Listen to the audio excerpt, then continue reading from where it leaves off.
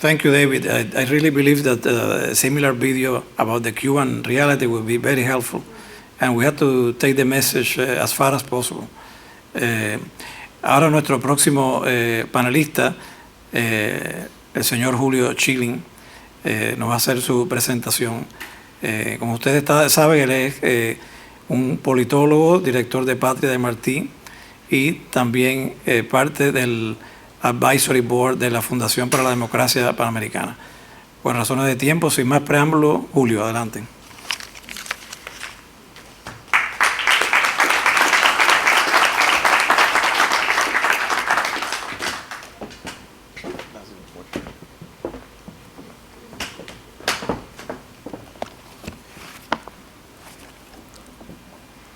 Buenas tardes.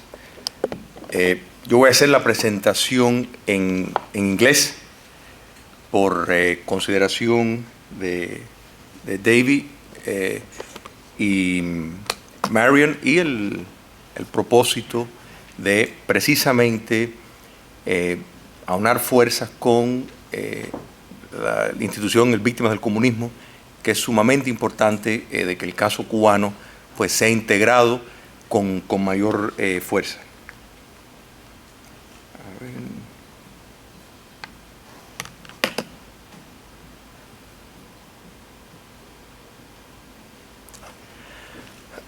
First, I want to thank the Foundation for Pan-American Democracy for sponsoring this event, an institution that I'm privileged to be on their advisory board and that does tremendous work, particularly in Latin America, raising awareness among the people, particularly the young, in democratic values and ethics that are so important in this time.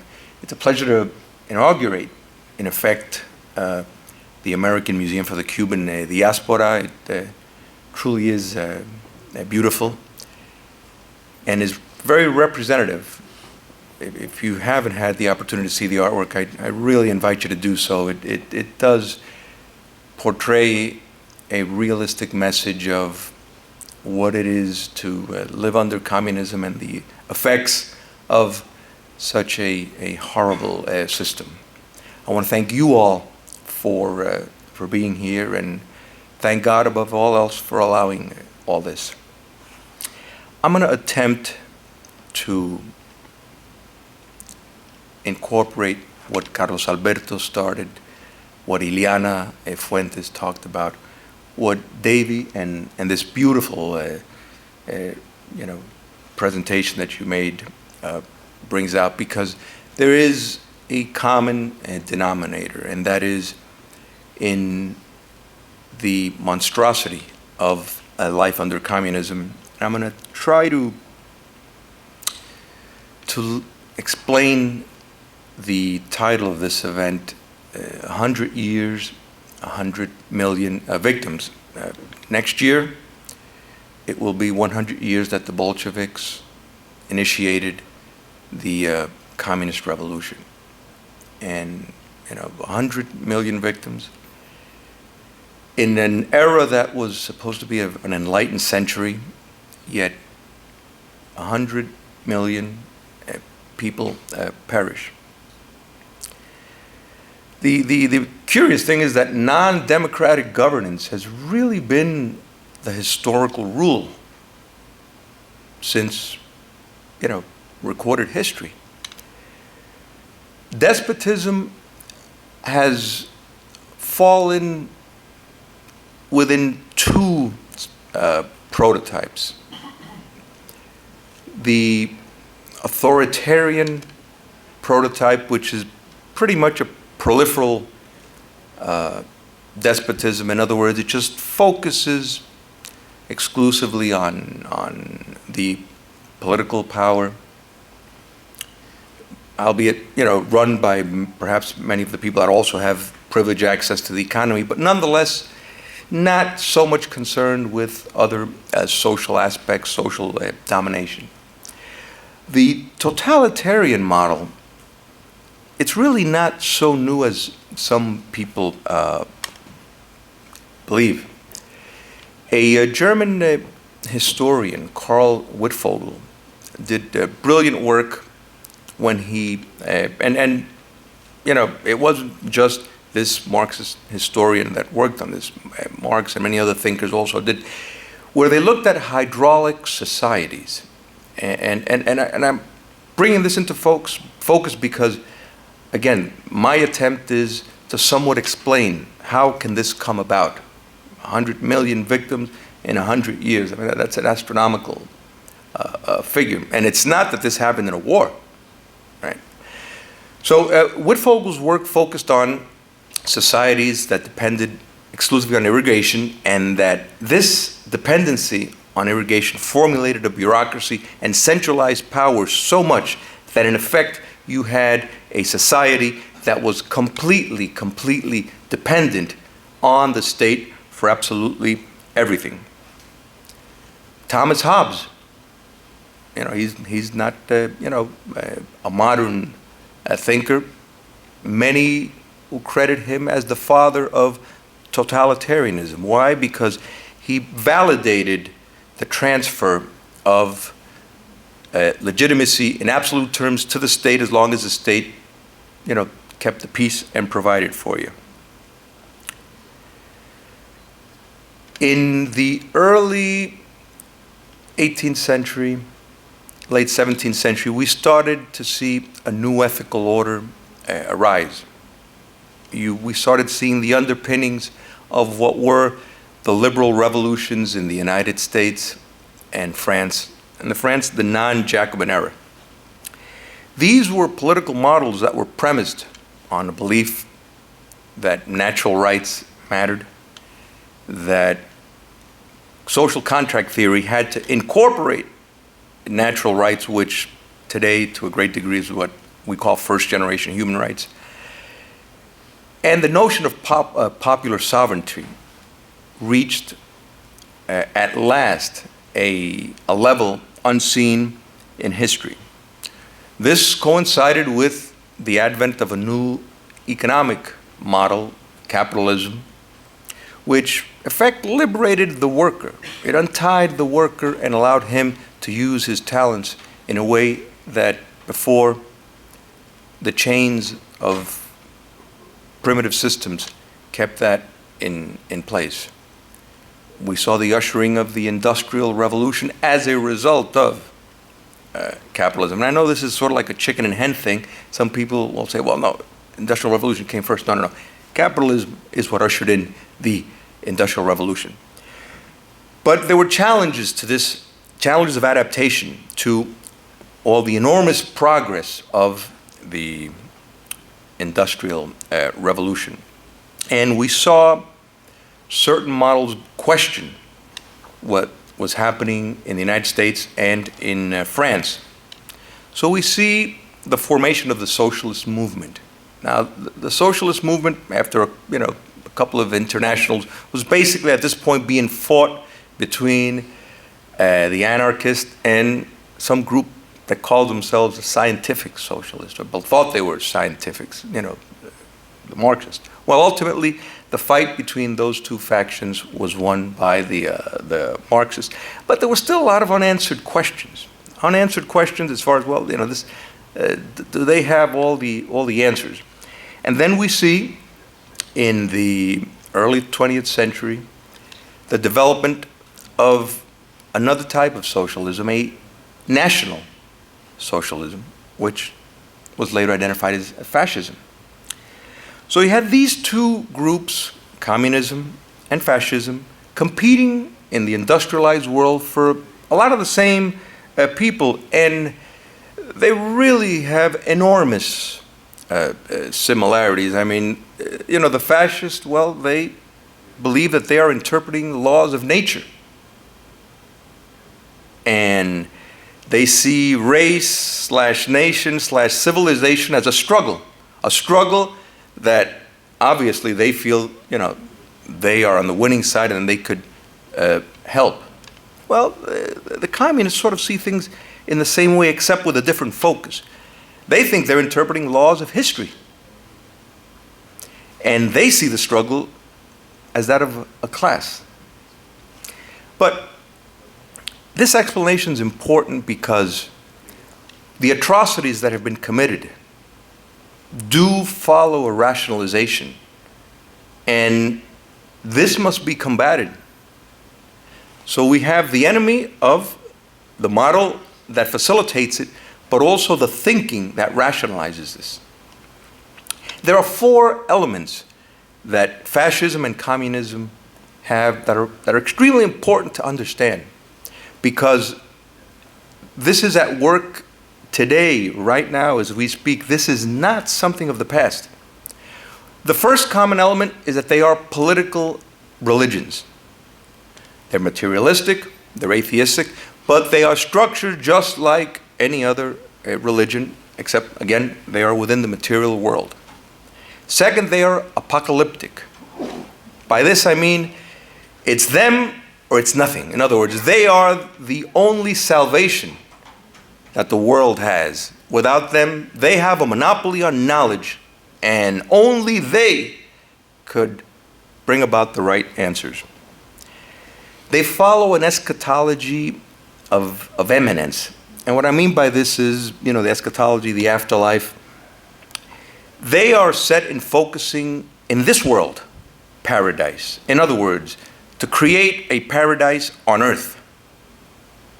This is their vision. There's not much of an understanding of an afterlife or of a supernatural. It's here, it's now, and that's all there is. And the fourth element is they're expansionist.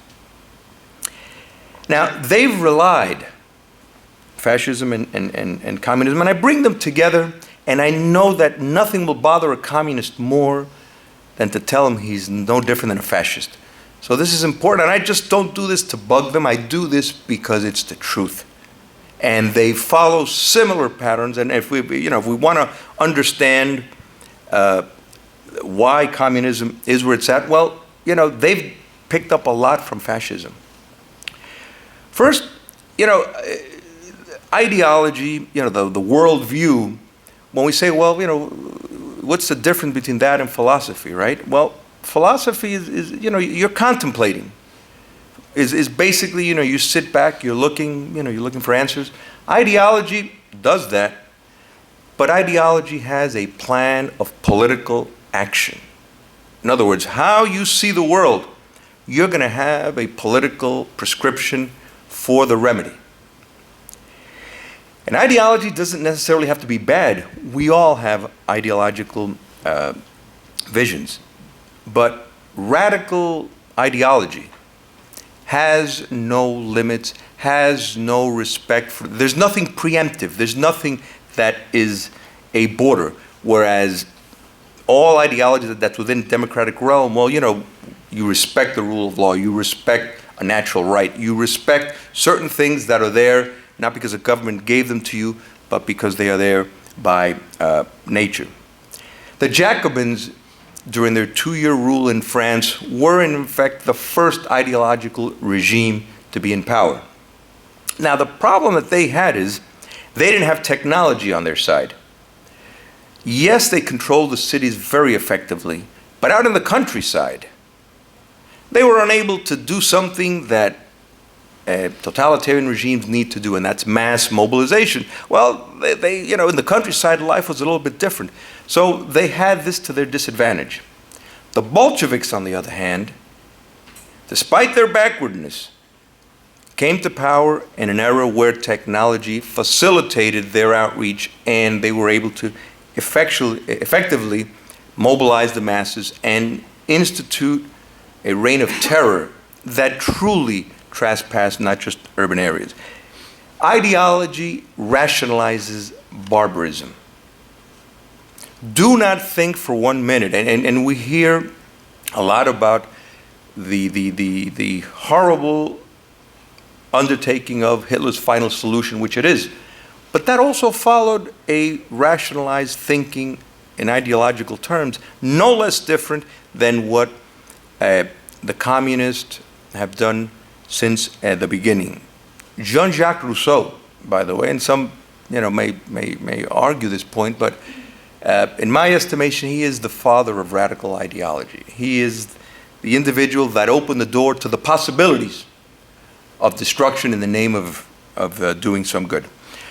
But it is in the totalitarian rule where the ideology that commits these crimes, and in the case of communism committed the 100 million murders, has been able to do it. Very simple. It's the organization of political power and society to fit those means. I encourage everyone who can read, anything that Hannah Arendt wrote, to do so.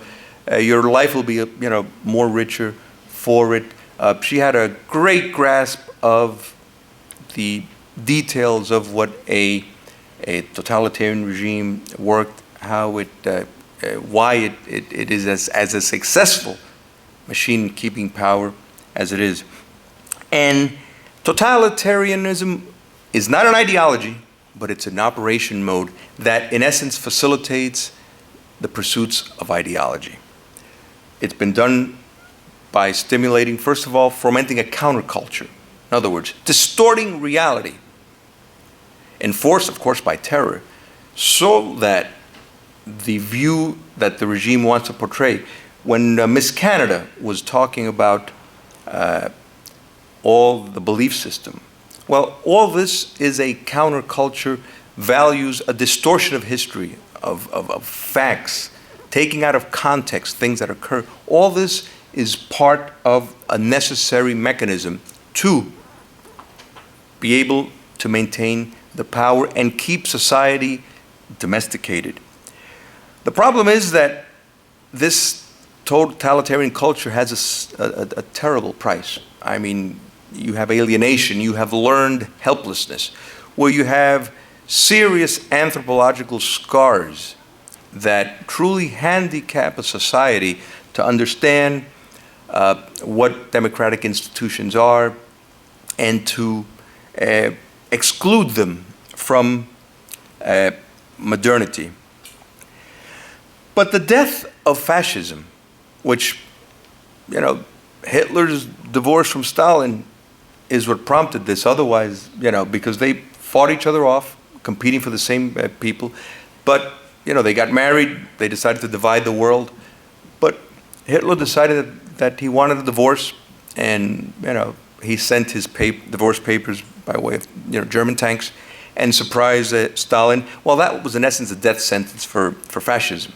FDR, who we can credit for facilitating the defeat of fascism, unfortunately contributed to the strength of communism at Yalta, giving away half a continent. But there was a strenuous denazification process in fascist Europe because the Allies knew the dangers of having a regime such as this.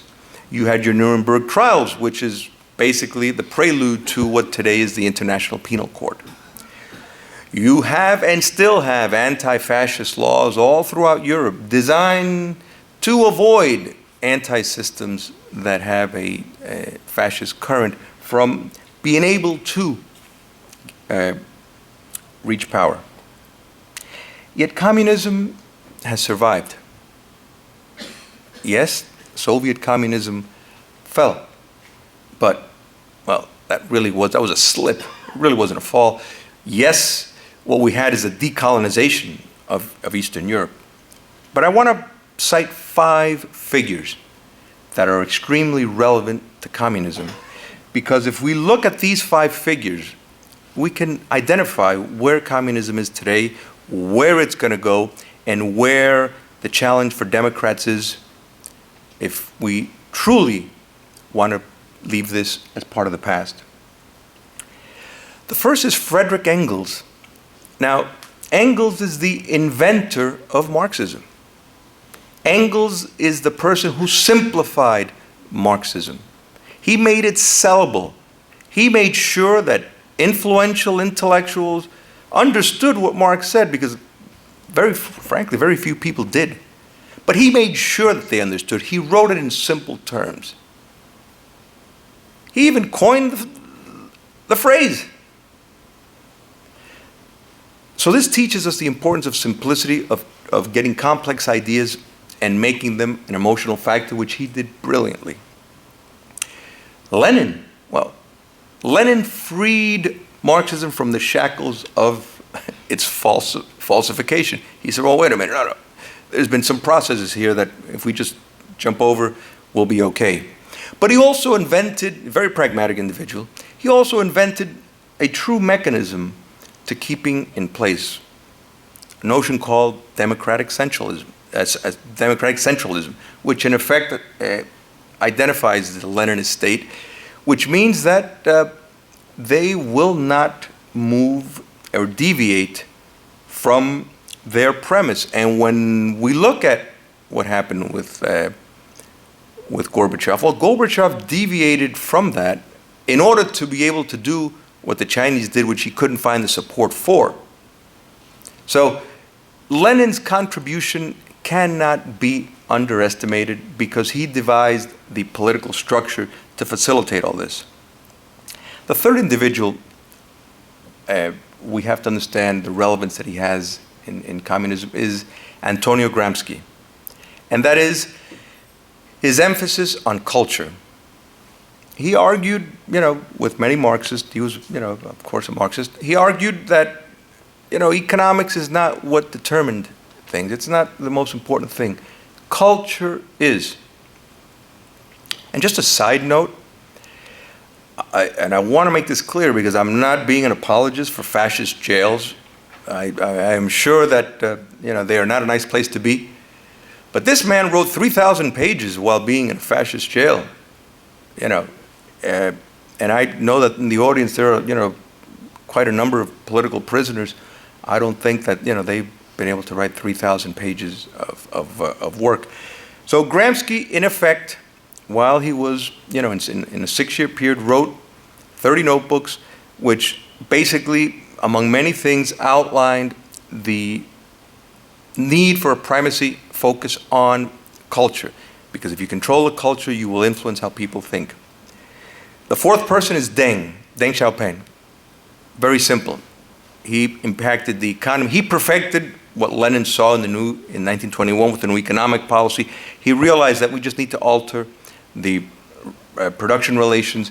We need to look at private property in a different way. And this, fascists had it right all along. They said, let them be in private hands. We will control the means of production indirectly, but they either produce for what we say or they're out of business. Well, this is in essence what Deng, what he learned.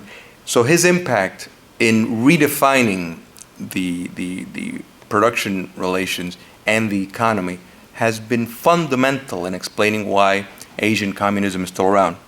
And the last individual that I want to name as being truly, truly fundamental to the survival of communism is Fidel Castro.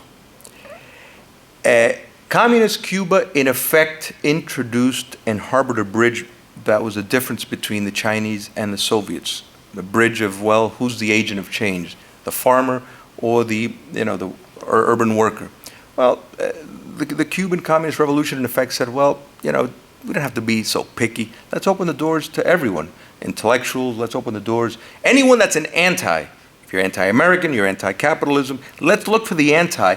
And in this aspect, completely changed the rigid vision that both the Soviet Union had and the Chinese had. When Soviet communism fell, it was Cuba that rescued intellectually and strategically the communist movement by transferring the base to Latin America. Hence, you see the proxy states of Venezuela, Ecuador, Bolivia, Nicaragua. All this has been facilitated from the relationship that Castro had with Lula da Silva, and since 1991, in effect, changed strategy that it was much more efficient to reach power through democratic institutions than overly challenging them with arms in the guerrillas. These 5 figures, the simplification that Engels used, the appeal to the emotion, Lenin's insistence on a rigid, centralized state power, not to deviate in political aspects, Gramsci's focus on the importance of dominating culture, then's ability to have a hybrid economy that still served the interest of the dictatorial Leninist state, but allowed for enough prosperity to avoid famines. And Castro's open-door policy of not discriminating against anyone that's willing to challenge who they perceived as a bigger enemy. In my conclusion, what does today's communist look like? Well, he could be a businessman, a pope, a pseudo-democrat. Class struggle fundamentalism has partnered with commercial interest, with cultural elites, and with the hierarchy of organized religion. Dr. Vento is a medical doctor, and I know he'll appreciate this brief explanation that I'm going to give. Communism is like a cancer. And what do you do with a cancer? Well, you need to have a strong response, take it out, if possible, put strong radiation. But you need to continue with prescription. You need to continue with a lifestyle change. You need to continue with prayers. You need to have a permanent observation and monitoring of that situation. It is not just an issue of took it out and you don't need to do anything else. My friends, until communism is defeated, tried, sentenced, and ostracized, we will continue to have victims. We will continue to have movements that conspire to subvert democratic countries. This must be our fight. It is a pleasure to be partnering with victims of communism, because the struggle continues. The enemy has not gone away. And I'm not just saying this for the 6 countries that remain, China, North Korea, Vietnam, Tibet, Laos, and Cuba. But I'm talking about all the other proxies, Venezuela, Nicaragua, Bolivia, Ecuador, and all the movements where they are currently right now, even in countries that are democracies in Eastern Europe. So, let's take the step from the doctors when they treat an ill. It must be monitored. That is the only way that we could avoid stopping the hemorrhage of 1 million+ victims. Thank you so much, and God bless you.